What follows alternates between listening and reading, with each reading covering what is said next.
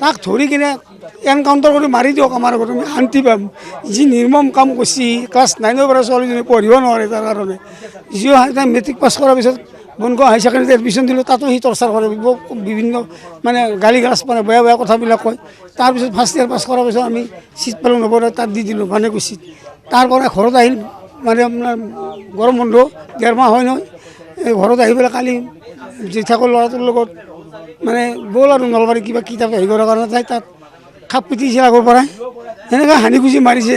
আচৰিত কাৰবাৰ, মাধুৰ্যটো spot date তাত।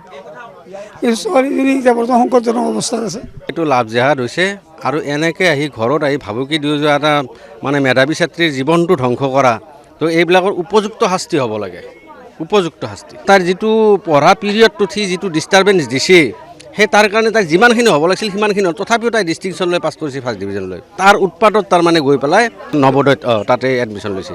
এতিয়া এইটো ভিতৰে আহি ইয়াতে কোন সময়ত আহি পেলাই কালি হঠাতে এইটো কৰি দিলে, আৰু সেই ল'ৰাটো হঠাতে ঢুকাই গ'ল, ককায়েক আছিলে।